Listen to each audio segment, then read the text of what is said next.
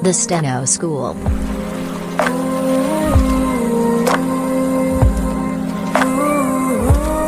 Hello friend, पिछले topic में हमने व्यंजन माला की प्रैक्टिस करी थी। आज हम दो व्यंजन रेखाओं को आपस में मिलाया कैसे जाता है वो सीखेंगे। तो चलिए फ्रेंड, आज का टॉपिक हम स्टार्ट करते हैं। दो व्यंजन रेखाओं को आपस में मिलाया, यानी कि दो व्यंजनों को हम आपस में जोड़कर लिखेंगे, कोई अक्षर बनाएंगे, कोई वर्ड बनाएंगे।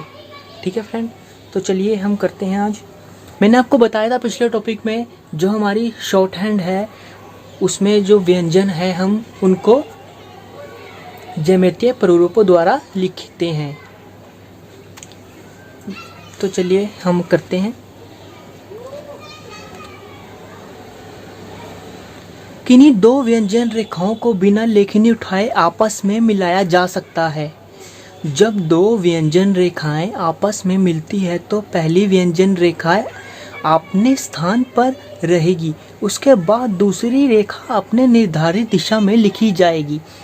तो फ्रेंड, ये हमें, जैसे कि हमारे पास एक वर्ड है बम, बा और मा। अब हम इसको कैसे लिखेंगे? हमारे पास ये बम है, अब ये दो व्यंजन रेखाएं होगी हमारे पास, बा और माँ। कितनी व्यंजन रेखा होगी? बा प्लस माँ। अब हम इसको लिखेंगे कैसे शॉर्ट हैंड में? अब हमारा बा कैसे लिखा जाता है, अब मैं आपको दिखाता हूँ। The Steno School. देखिए फ्रेंड, बा हमें ये रहा बा, ये अधोमुखी लिखा जाएगा बा और डार्क लिखा जाएगा। तो हम लिखते हैं बा, बा, बा और माँ। बा हमारा अधोमुखी समतल व्यंजन रेखा है और माँ हमारा वक्र रेखा है, वक्र। माँ हमारा वक्र रेखा है, ये रहा माँ। ठीक है फ्रेंड, तो हम चलिए लिखते हैं। अब हमने लिखना कैसे है? अब हमें लिखना है बम। तो दो व्यंजन को हमने आपस में मिलाना है। अब कैसे मिलाएंगे? बम, हमने बम लिखना है ना, पहले बा डार्क है बा और माँ, बिना लेखनी उठाए माँ लिखना है अपनी निर्धारित दिशा पे। जैसे उसकी निर्धारित दिशा है वैसे ही लिखना है। और जैसे कि हमने बा लिखा, उसके बाद हमें पेंसिल नहीं उठानी, हमें बा लिखा, बा जहाँ ख़त्म हुआ हमें वहीं से उस माँ की निर्धारित दिशा तक लिखना है, माँ। ये हमारा बन गया बा म, बम। ठीक है, तो चलिए हम एक और देखते हैं। अब लिखते हैं हम पद, पद, पद। अब ये दो व्यंजन है, पा जमा द। अब हम पद लिखेंगे। अब हमारा पा कैसे होता है? अब मैं आपको दोबारा दिखाता हूँ अपना व्यंजन माला। ये रही हमारी व्यंजन माला। अब हमारे को हम देखेंगे पा कहाँ है।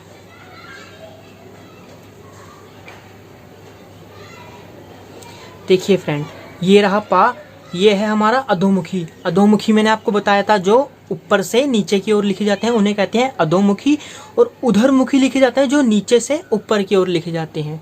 समतल उन्हें कहा जाता है जो दाएं, जो बाएं से दाईं ओर लिखा जाते हैं। ठीक है, तो चलिए हम क्या देखना था हमें?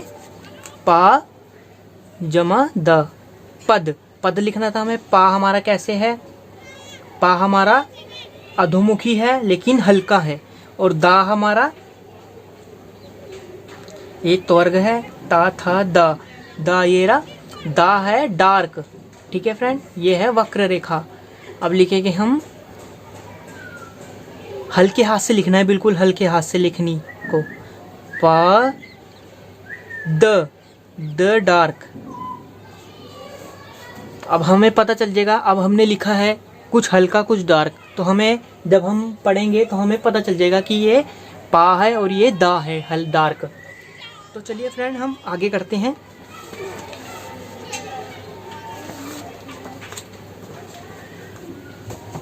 अब जैसे कि हमने दो व्यंजन रेखाओं को आपस में मिलाया, अब हम करते हैं दो से अधिक व्यंजनों को आपस में मिलाएं। अब हमने दो से अधिक व्यंजन रेखाओं को मिलाना है। दो से अधिक व्यंजन रेखा को मिलाना। तो देखिए फ्रेंड, अब हम दो से अधिक व्यंजन रेखाओं को मिलाएंगे। जैसे ला प क,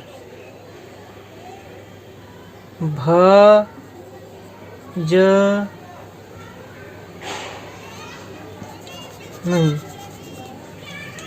लाए के ले लो आप, ला ट क, लपक लटक,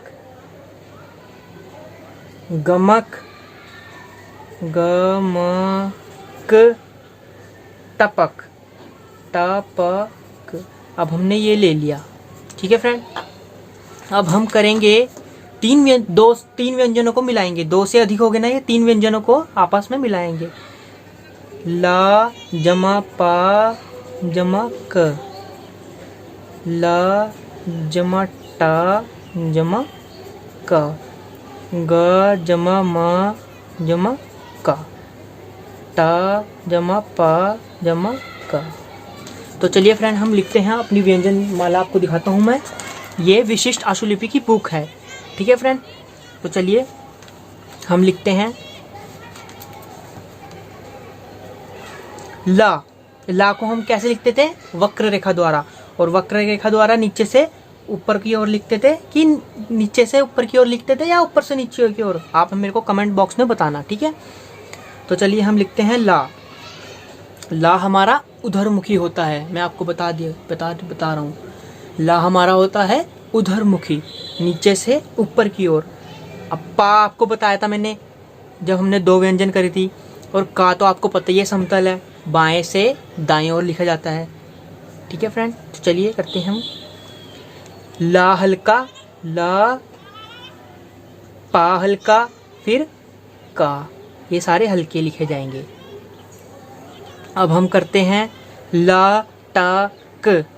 अब ला हल्का, ला, अब टा देखो आप कहाँ है, टा सीधा है ना, अधोमुखी ऊपर से नीचे की ओर, तो अपने निर्धारित दिशा पे लिखा जाता है बिना लेखनी उठाए।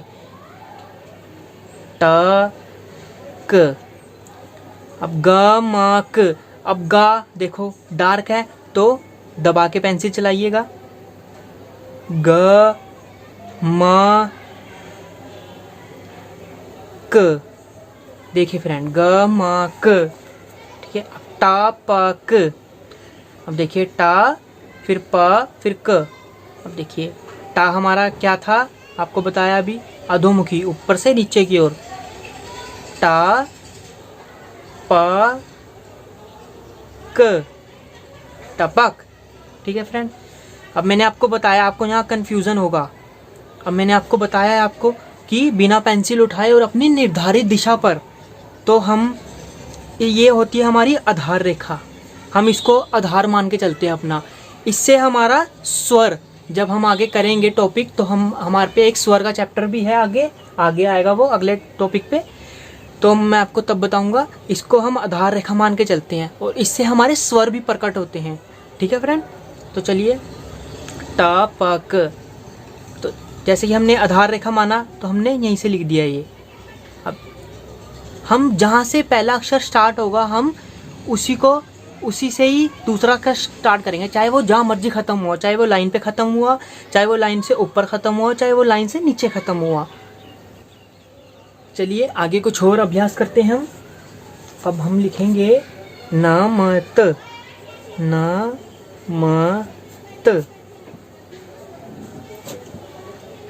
पटक। अब आपको थोड़ा सा इसके बारे में ज्ञान हो गया होगा, क्योंकि मैंने इतना डीपली बताया आपको, तो हो गया होगा। तो आप ये अपने आप ही भी करके देखिए, अपने कॉपी पेंसिल रखिए अपने पास, और जहाँ तक मेरी वो है, आप अप्सरा की स्टेनो पेंसिल ही यूज़ करिए, मैं भी यही यूज़ करता हूँ। और हमारी एक शॉर्ट हैंड की बुक आती है, इसको कहते हैं शॉर्ट हैंड नोट बुक। तो इस पे ही हम लोग प्रैक्टिस करते हैं। तो चलिए करते हैं हम आगे। च ज म, र ज क। चलिए अब ये करते हैं ना। अब हमारा ना देखें, ना आपको पता ही है वक्र रेखा है। ना, ना हल्का, मा हल्का, फिर त।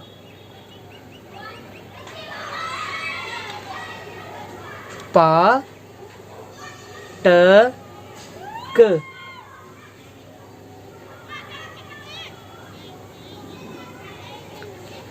चा